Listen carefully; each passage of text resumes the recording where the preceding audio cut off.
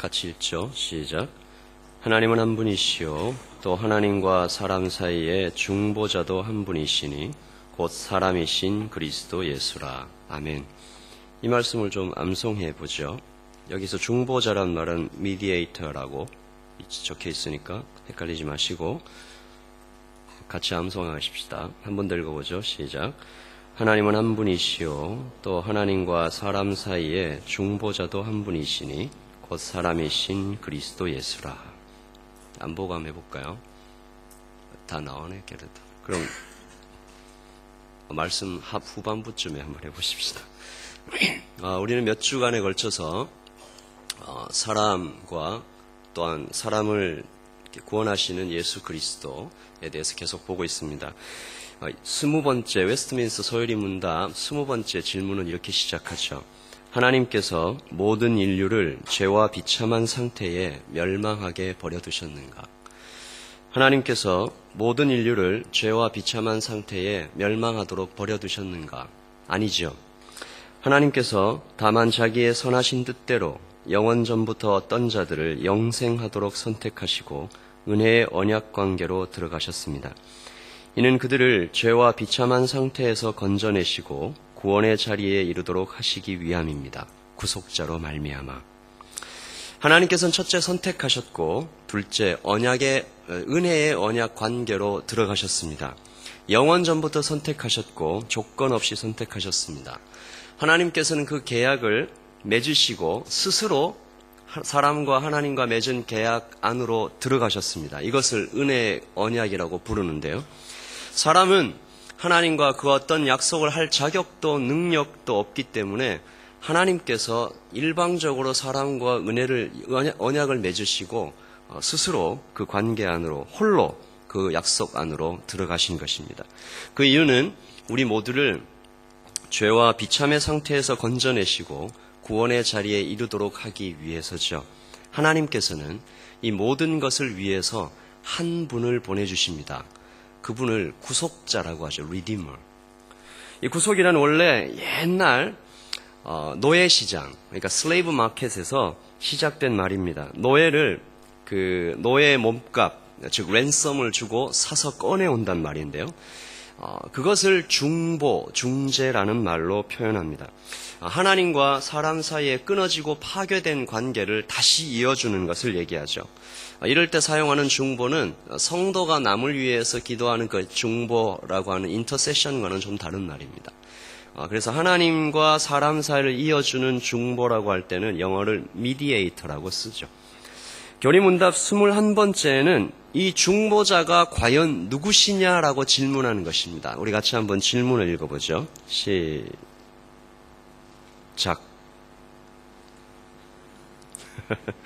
안 나오네. 네, 같이 읽어봅시다. 시작. 하나님이 선택하신 자를 구속할 자는 누구입니까? 하나님이 선택하신 자. Who is the Redeemer of God's elect? 누굽니까, 여러분? 우린 다 알고 있습니다. 예수님이십니다. 그러니까 사실 이 질문은 이 구속자가 누군지 몰라서 묻는 질문이 아니에요. 예수님인지 우리는 다 알고 있습니다. 그런데 왜 굳이 who라고 물어보는 것일까요? 두 가지 이유가 있는데요. 첫 번째는 정확하게 알자는 것입니다. 예수님에 대해서 좀 깊이 있게, 자세하게, 정확하게 그렇게 알자는 것이고요. 두 번째는 단순히 정보가 아니라 마음의 고백으로 알자는 것입니다. 예수님이 나에게 어떻게 구속자가 되셨는가? 예수님을 어떻게 하나님이시고 어떻게 사람이신가? 이것에 대해서 좀 정확하게 알자는 것이고 이것이 나에게 어떤 의미가 있는가? 나는 예수님을 어떻게 지금 고백하고 있는가? 예, 대답을 해보자는 것이죠.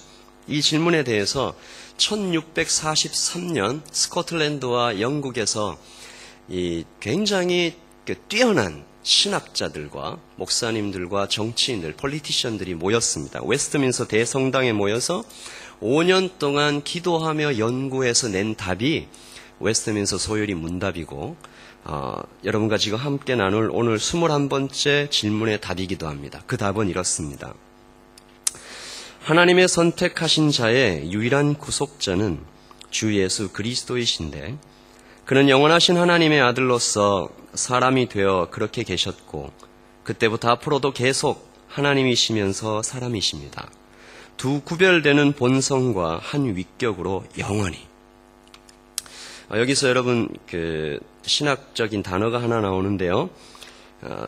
Two distinct nature라는 것이 나오고 and one person이라고 나오는데, 여기서 이제 person은 그냥 사람이라는 뜻이 아니고 이 라틴어에서 나온 말인데 페르소나라고 해서 위격이라는 말입니다. 삼위 하나님의 삼위, 세 가지 위를 얘기할 때 하나하나를 이렇게 person이라고 얘기하고 페르소나라고 얘기하는 거죠. 그리고 이제 distinct nature라는 실제로 다른 본성을 얘기하는 거고요. 이 두 번째 질문, 우리를 구속하실, 하나님이 선택하실 자의 구속자가 누구입니까? 라는 질문을 아주 짧게 얘기하면 주 예수 그리스도이십니다. 우리 따라해 볼까요? 시작. 주 예수 그리스도. 그것을 좀 길게 다시 한번 표현하면 오직 영원히 주 예수 그리스도. 아까 했던 질문의 대답, 하나님의 선택하신 자의 유일한 구속자는 주 예수 그리스도이신다 하면서 쭉 나오는 질문들을 간단하게 표현하면 이렇게 됩니다. 이 오직 영원히 주 예수 그리스도라는 이 단어에 대해서 우리 하나씩 좀 살펴보도록 하겠습니다. 가장 중요하고 처음 나온 단어가 오직이라는 단어죠. 유일한. 오직 유일한 구속자이다라는 것입니다. 이것을 성경에서는 예수님께서 이것에 대해 직접 말씀하십니다. 같이 읽어보죠. 시작. 예수께서 이르시되 내가 곧 길이요 진리요 생명이니 나로 말미암지 않고는 아버지께로 올 자가 없느니라. I am the way, the truth, the life. 유일하다. 하나밖에 없다. 나로 말미암지 않고는 아버지께로 올 자가 없다. The only way다. The way다. 라고 예수님께서 직접 말씀하셨고요. 그것에 대해서 사도들이 나중에 또 증거합니다. 우리가 오늘 외운 말씀인데 시작. 하나님은 한 분이시요 또 하나님과 사람 사이의 중보도 한 분이시니 곧 사람이신 그리스도 예수시라. 그래서 한 분을 얘기하는 건데요. 이 오직 유일한 구속자라는 게 이 유일하다라는 말을 세 가지로 표현할 수 있는데, 첫 번째는 다른 어떤 신도 없다라는 것입니다. 힌두교의 크리슈나, 이집트의 오시리스, 불교의 부처, 무슬림의 마호메트, 여러 가지 다른 신들이 다른 이름을 가지고 있습니다. 그러나 오직 예수 그리스도 한 분만이 유일하신 구속자입니다. 두 번째는 사람의 어떤 행위나 어떤 노력으로도 구원을 받을 수 없다라는 얘기입니다. 우리가 우리 몸을 불사르게 내어줄지라도, 우리가 그 어떤 선한 행위를 쌓아간다 할지라도 그것을 우리를 구원할 수는 없다라는 얘기죠. 그리고 마지막 세 번째로 이런 얘기도 안 된다는 겁니다. 요즘 이런 얘기들이 많이 올라오고 있는데, 자, 예수님에게 구원이 있다는 것 인정하십시다. 그런데 이렇게 하면 어떻습니까? 예수님한테도 구원이 있고 우리한테도 구원이 있으니까 당신은 당신의 구원을 따라 그 길을 가고 우리는 우리의 구원을 따라 이 길로 갈 테니까 서로 싸우지 말고 서로 인정해주면서 잘 삽시다 라고 얘기하는 것이 요즘 종교다원주의라고 얘기하는 이단의 하나입니다. 그것도 아니라는 겁니다. 오직 the only way, 한 분밖에 없다는 얘기입니다. 그래서 여러분들이 이 진리를 굳게 붙잡고 나가야 됩니다. 두 번째, 이 구속자에 대한 이 두 번째 스테이트먼트로 주라는 단어가 있는데요. 주라는 단어는 로드고요. 이것은 하나님을 이야기합니다. 여호와. 예수님께서 하나님이시죠. 예수님께서 하나님이시다는 사실에 대해서 세 가지 증거가 있습니다. 첫 번째는 예수님께서 직접 말씀하셨습니다. 나와 아버지는 하나라라고 얘기하시면서 당신 자신께서 하나님이라는 사실을 말씀하셨고, 두 번째, 예수님께서는 하나님만 하실 수 있는 전능한 사역들을 하셨습니다. 같이 읽어보겠습니다. 시작. 만물이 그로 말미암아 지은 바 되었으니 지은 것이 하나도 그가 없이는 된 것이 없느니라. 예수님께서는 창조 사역을 하신 거죠. 하나님만 하실 수 있는 것입니다. 이 우주를 지으셨죠. 그리고 병자들을 고치시고 또 무리를 걸으시고 죽은 지 나흘 되는 시체를 살리시고 이런 일들을 하셨습니다. 그리고 세 번째, 그는 예수 그리스도께서는 하나님만이 받으시는 예배를 받으셨습니다. 같이 읽어봅시다. 시작. 도마가 대답하여 이르되 나의 주님이시요 나의 하나님이시니이다. 그분에게 사도들과 초대교회 성도들과 많은 사람들이 하나님께만 드리는 예배를 그분에게 드리셨습니다. 그러므로 예수님께서는 트리니티, 삼위일체 하나님 중에 두 번째 위격, second person, second persona이신 성자 하나님이시죠. 이것을 부정하는 자들이 많이 있습니다. 제가 이것에 대해서는 지난번 삼위일체에 대한 설교를 통해서 여러분과 함께 나눴는데요. 잠깐 좀 되돌이켜보면 유니테리안들이 이렇게 얘기하죠. Father 하나님이 크리에이터고 Son 하나님이 크리에이처다. 그리고 오른쪽에 보면 아리아니즘에도 그렇게 얘기합니다. 그러니까 Father 하나님이 제일 크고 그 다음에 Son은 created demigod. 그러니까 하나님 아니다라는 거죠. 그러니까 이런 이단들이 굉장히 많이 있었습니다. 그러나 여러분께서 두 번째 진리 굳게 붙잡으십시오. 예수님 하나님이십니다. 결코 신성에서 Father God, 성부 하나님과 열등하지 않으시고 동등하신 하나님의 본체시죠. 세 번째입니다. 예수님은 사람이 되셨습니다. 같이 읽어보겠습니다. 시작. 말씀이 육신이 되어 우리 가운데 거하심에 우리가 그의 영광을 보니 아버지의 독생자의 영광이요 은혜와 진리가 충만하더라. 말씀이 육신이 되어 예수님께서는 사람이십니다. 역사적인 인물이시고요. 약 2000년 전에 이스라엘 땅에 팔레스타인 땅에 오셔서 일하시고 33살 때 죽임을 당하신 유대인 남자였습니다. 또 성경은 예수라는 이름에 한 뜻이 담겨 있는 것을 밝히시는데 자기 백성을 저희 죄에서 구원할 자라는 뜻을 밝히시고 예수님께서 분명히 사람의 아들로 태어났다는 것을 밝히고 계십니다. 마태복음 1장 22절입니다. 같이 읽어보죠. 아들을 낳으리니 이름을 예수라 하라. 이는 그가 자기 백성을 저희 죄에서 구원할 자임이라 하시더라. 그러므로 우리가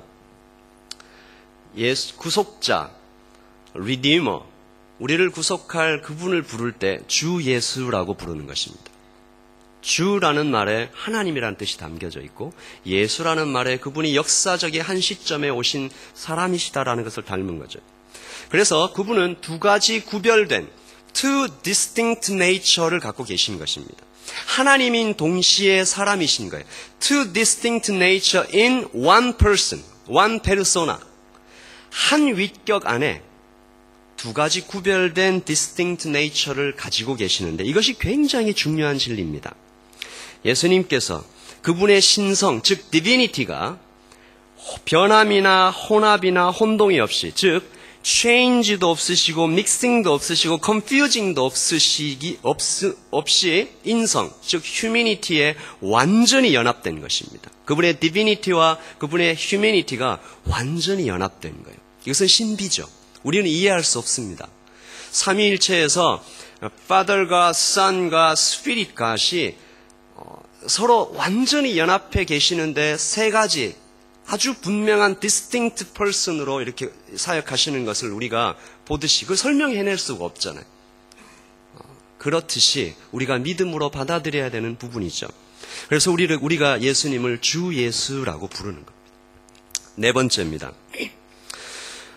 우리가 여기까지 왔습니다. 오직 주 예수 그리스도라고 했을 때 오직을 다뤘고 주 예수 마지막에 그리스도입니다. 그리스도는 히브리어로 메시아라고, 이게 히브리어로는 메시아고요. 헬라어로는 그리스도입니다. 구원자라는 뜻이죠. 기름 부음을 받은 자라는 뜻이 있습니다. anointed. 자, 우리 한번 질문해 보십시다. 구약에서 어떤 사람에게 anointing 합니까? 어떤 사람에게 기름 부음을 줘요? 기름을 부어서 이렇게 세워요? 왕, 그 다음에 선지자, prophet, 그 다음에 제사장, priest. 그러니까 king, prophet, priest를 기름을 부어서 이렇게 세웁니다. 그러므로 이렇게 그리스도라는 뜻은 구약의 메시아라는 뜻과 같으니까 구원자라는 뜻이고 또 anointed라는 뜻이기 때문에 기름 부음을 부어 세우신 자니까 왕과 선지자와 제사장의 역할을 동시에 가지고 이 땅에 오신 분입니다. 이 단어는 본래 유대인들에게 다윗 왕처럼 그들을 고난에서 건져줄 어떤 구원자를 상징하는 것이었습니다. 요한복음 1장 41절을 보십시다. 시작. 그가 먼저 자기의 형제 시몬을 쳐다 말하되 우리가 메시아를 만났다 하고, 메시아는 번역하면 그리스도라. 그때까지 이제 그 유대 사람들이 그리스도를 기다린 거죠. 우리를 구원해 줄 자. 이 로마의 압제에서 우리를 구원해 주실 분. 다윗 왕국처럼 이스라엘의 역사 중에 가장 화려했던 시절이지 않습니까? 가장 풍성했던 시절. 그 시절로 다시 되돌려 줄 분. 그분이 오셨다라는 거죠.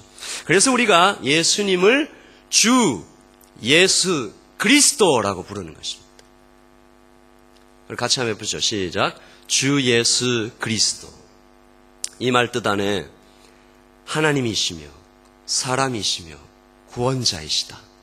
anointed, 기름 부음을 받은 자이시다라는 뜻이 있는 거죠. 자, 이게 깊은 의미가 담겨져 있습니다. 그런데 이런 깊은 의미가 담겨져 있다는 건 우리가 알겠는데, 그럼 나랑 무슨 상관이냐? 이렇게 질문해 볼 수가 있겠죠. 세 가지 이유로 나랑 이 단어는 굉장히 깊은 관계가 있습니다. 첫 번째는요, 우리가 이 진리를 분명히 붙잡음으로써, 분명한 신학을 가짐으로써 우리가 이단에 빠지는 것을 방지할 수가 있습니다. 두 번째는 예수님이 하나님이시며 사람이시라는 이 사실이 우리의 구원에 굉장히 중요한 진리입니다. 세 번째, 이 진리가 묵상하면 묵상할수록 우리 한 사람 한 사람에게 참 큰 감동과 은혜를 줍니다. 우리가 그것을 좀 살펴보죠. 교리문답 22번째로 넘어가면 예수님께서 어떻게 사람이 되셨는지 이제 밝혀주는 거죠. How did Christ, being the Son of God, become man? 어떻게 하나님의 아들이신 그리스도가 사람이 되셨습니까? 어떻게? 라고 질문합니다. 그 대답을 한번 읽어보겠습니다.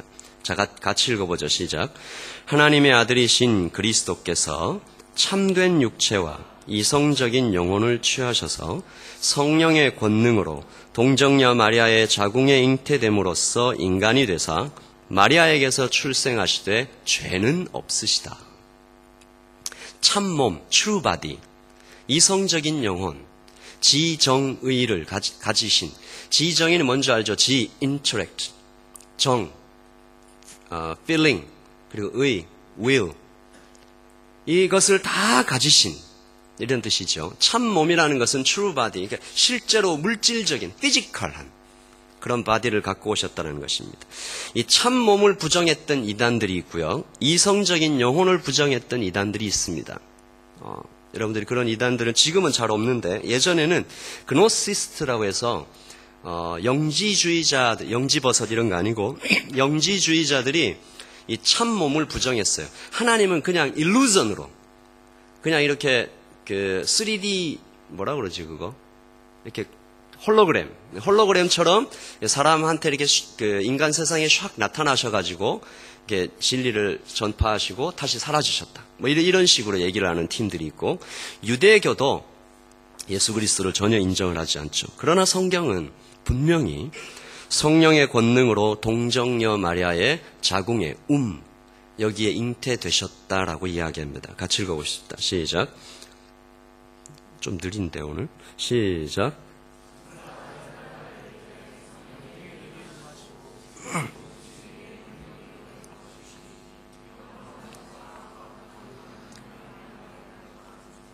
네. 여러분 제가 목소리가 좀 이상해서 듣기 좀 불편하시죠? 감기에 걸려가지고 그러니까 좀 이해해 주시고, 뭐 어떤 분들은 더 좋다라는 사람도 있는데 여러분들도 감기 조심하시고요. 제가 마셨던 컵 그리고 이 마이크 조심하십시오. 그러니까 그 마리아는 죄가 있죠. 그러나 성령 하나님께서는 하나님이시니까 죄가 없으시죠. 그래서 예수님께서는요, 이렇게 하신 거예요. 마리아의 휴머니티, 그러니까 마리아의 인성은 취하시고 죄성은 취하지 않으시는 방법으로 잉태되신 거예요. 그러니까 마리아의 휴머니티와 성령 하나님의 디비니티를 함께 가지시고 이렇게 취하는 그런 방법으로 잉태되시고 죄 없으신 상태로 태어나신 것입니다. 성경은 예수님이 마리아의 아들이라는 사실을 계속 자주 강조합니다. 특히 유대인들을 위해서 쓴 복음서는 아예 시작을 이렇게 합니다. 같이 읽어보죠. 야곱은 마리아의 남편 요셉을 낳았으니 마리아에게서 그리스도라 칭하는 예수가 나시니라. 예수 그리스도의 나심은 이러하니라. 그 모친 마리아가 요셉과 정혼하고 동거하기 전에 성령으로 잉태된 것이 나타났더니. 자, 여기부터 이제 좀 중요한 파트인데요. 여러분 이해를 잘 하셔야 됩니다.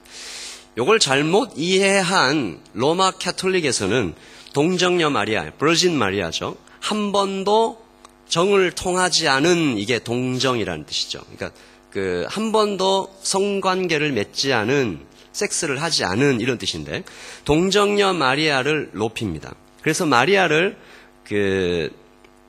캐톨릭에서는 하나님의 어머니라고 부르죠. 그러면서 동정녀 마리아가 예수님을 낳고 나서도 여전히 계속 영원히 처녀의 상태로 계속 있었다라고 얘기하는 그런 천주교 사람들이 있습니다. 이것이 분명히 잘못된 가르침입니다. 뉴질랜드의 목사님이시기도 했고 요즘 제가 보고 있는 소교리 문답 강해를 쓰신 윌리엄슨 목사님은 이렇게 말씀하셨습니다. 들어보세요. 성경에 나오는 하나님의 어머니라는 말이 마리아를 높이는 데 사용되어서는 안 된다. 이 말은 아주 중요한 한 진리를 설명하는데 바로 예수 그리스도께서 하나님이시며 사람이시라는 진리이다.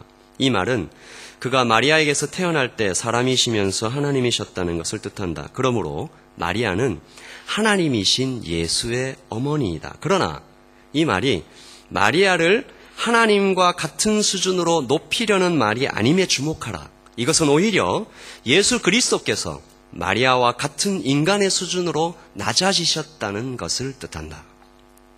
그러니까 하나님의 어머니라는 말을 쓰는 건 맞다라는 거죠.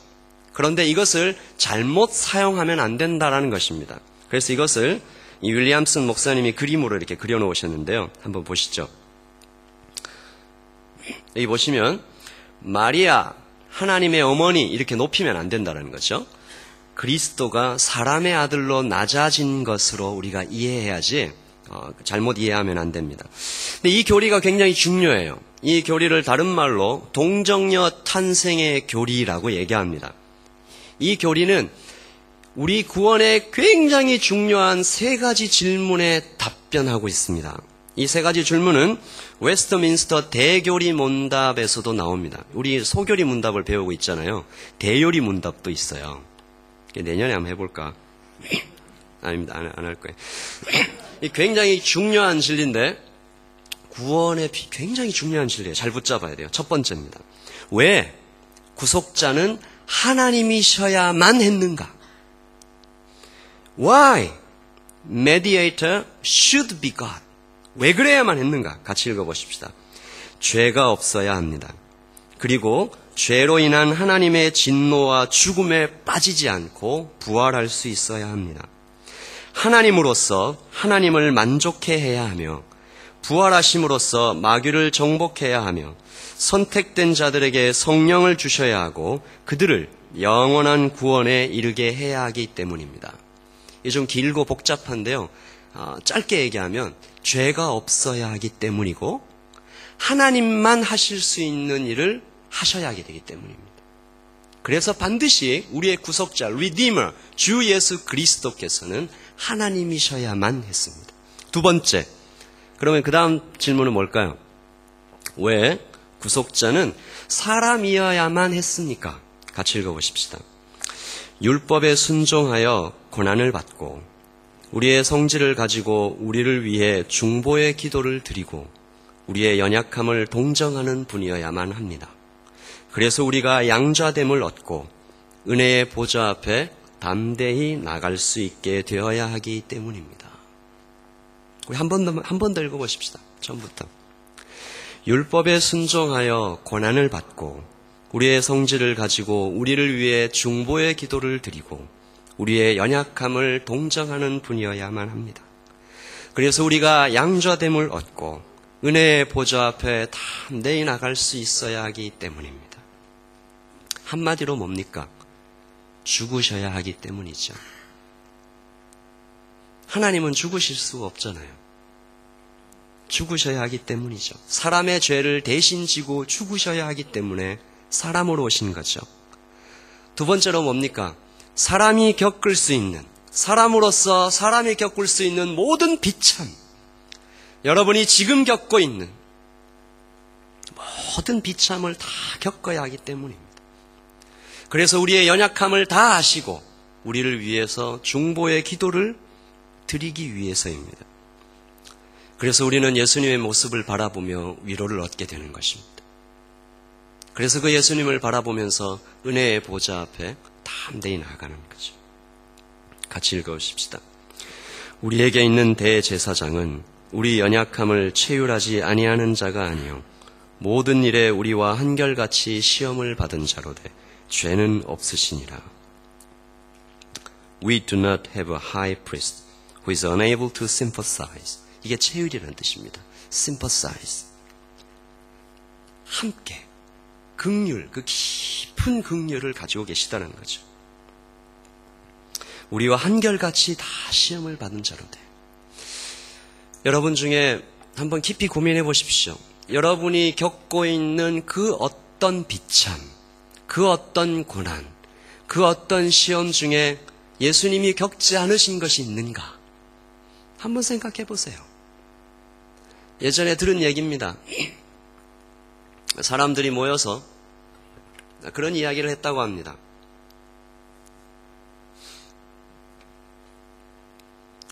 하나님은 너무 멀리 있다.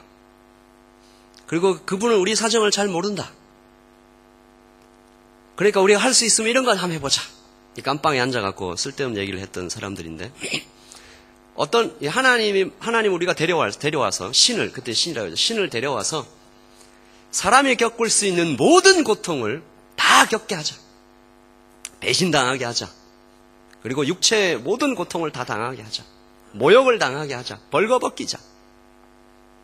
다 얘기했습니다. 그리고 나서 그 얘기를 한참 열을 올리고 하고 있는데 그 중에 한 사람이 이야기합니다. 그런 분이 있었다. 그런 분이 있었다.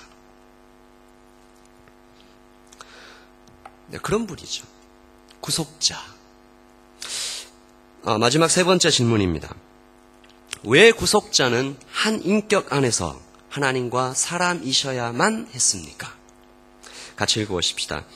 하나님과 사람을 화해시켜야 할 중보자는 그 자신이 하나님과 사람이어야 하며 이것이 한 인격 안에서 이루어져야 하고 그래서 각 본성의 특유한 사역을 하나님께서 전인격적으로 받으시게 되어야 하고 전인격적인 사역으로 우리가 의지해야 하기 때문입니다. Whole person, whole work 이런 얘기죠. 그럼 간단하게 얘기하면요. 구속자는, 리디머는 하나님께도 다 있어야 하고 사람에게도 다 있어야 한다라는 것입니다. 그래서 주 예수 그리스도께서 그리스도가 되실 수 있는 것이죠. 그리스도께서는 한 인격 안에서 one persona, one person 안에서 두 구별된 본성, two distinct nature를 가지고 하나님이시면서 동시에 인간이셔야만 했던 것입니다. 그런 분이야말로 우리를 구원하실 수 있는 분이라는 것입니다. 여러분, 이 진리를 굳게 붙잡으십시오. 이것이 우리의 구원에 너무나도 중요한 진리입니다. 그래서 우리의 오늘 설교의 핵심은 다시 처음으로 돌아가서 따라하십시다. 주 예수 그리스도. 여러분이 이 말을 잘 기억하시면 오늘 이 설교의 모든 핵심을 붙잡을 수 있습니다. 주 예수 그리스도. 오직 영원히 주 예수 그리스도. 오직 영원히 주 예수. The only Jesus Christ. Forever. 하나님이시며 사람이신 구원자이십니다. 이 신약 성경에서는요, 제가 이 말씀을 준비하면서 한번 쳐다봤어요. 그런데 역시나 그렇더라고요. 신약 성경에서는 특히 주 예수 그리스도라고 말합니다. 그러니까 예수 이렇게 얘기 안 하고 그리스도 이렇게 따로따로 얘기하는 것들이 아주 적고 주 예수 혹은 예수 그리스도 이런 식으로 혹은 주 예수 그리스도 이렇게 세 가지를 다 쓴 말을 굉장히 자주 쓰세요. 86번이나 나옵니다. 복음서를 제외한 신약 성경에서 예수님을 언급하는 말 중에 거의 대다수를 차지해요. 이것이 어떤 특별한 의미를 가지고 있는지는 잘 모르겠지만 중요한 것은 초대교회 성도들과 사도들이 이 진리를 굉장히 중요하게 생각했다는 거예요. 하나님이시면서 동시에 사람이시다. 이것을 힘써서 지키고 전파하려고 했어요. 그래서 복음이 무엇이냐? 복음이 무엇이냐라고 얘기할 때 그들은 한마디로 대답할 수 있었습니다. 주 예수 그리스도. Only Jesus Christ. Forever. 이것을 분명하게 볼 수 있는 한 좋은 예가 있습니다. 익투스. 혹시 들어보셨습니까? 가끔 가다 보면 자동차 뒤에 붙어 있어요. 성도들의 집에 붙어 있는데 혹시 여러분 중에 차를 험하게 모는 분들은 붙이지 마세요. 저 같은 사람 얼마 이렇게 막 욕먹고 막 그러는 것 같은데. 익투스의 뜻을 한번 살펴봐요. 익투스는 이렇습니다. 이 헬라어의 앞글자들을 이렇게 쭉 딴 건데요. 지저스의 앞글자, 크리스토스의 앞글자,가 데오의 앞글자, 이오스 앞글자, 이렇게 소테르, 세이버의 앞글자, 이걸 다 딴 거예요. 그래서 이걸 다 합치면 익투스. 그래서 한 문장으로 만들면 Jesus Christ, God's Son, Savior. 예수 그리스도, 하나님의 아들 구원자. 그래서 이 물고기 모양으로 당시에 여러분 카타콤이라는 말도 들어보셨죠? 네, 카타콤은 유대인들이 무덤으로 사용하기 위해서 좁은 통로로 이루어진 지하 묘지인데요. 기독교인들이 로만 엠파이어, 로마 제국의 그 핍박과 그 박해를 피해서 숨어들어서 예배했던 곳입니다. 그곳 벽에 이 익투스 그림이 많이 그려져 있어요. 어떤 사람은 이 그 물고기의 반만 그려놓습니다. 그러면 다른 사람이 와서 그 반을 완성하면서 너와 나는 한 가족이다 라는 것들을 나타내죠. 그들이 그들의 본질, 그들의 아이덴티티, 정체성을 나타낼 때 이 익투스의 그림을 사용했다는 얘기입니다. 주 예수 그리스도. 그들이 목숨처럼 붙잡으려고 했던 그 한마디였죠. 마지막으로 여러분과 한 가지만 더 나누고 말씀을 좀 정리하기를 원합니다. 이번 설교를 준비하면서 새롭게 깨닫고 제 개인적으로 크게 은혜를 받은 부분인데요. 그림을 한번 보여주시죠. 자, 예수님이신데, 옆에 있는 이 사람은 사람이고, 예수님의 어떤 성질을 이렇게 얘기하는 건데요. 자, 예수님께서 시작이 없으신 하나님이시죠. 그의 디비니티는 시작이 없으십니다. 그 시작이 없으신 그의 디비니티가 계속 가지요. 이 위에 신성이라고 적혀 있는 게 디비니티인데 쭉 가시는 도중에 역사의 어느 한순간에 그의 휴미니티가 들어옵니다. 인성.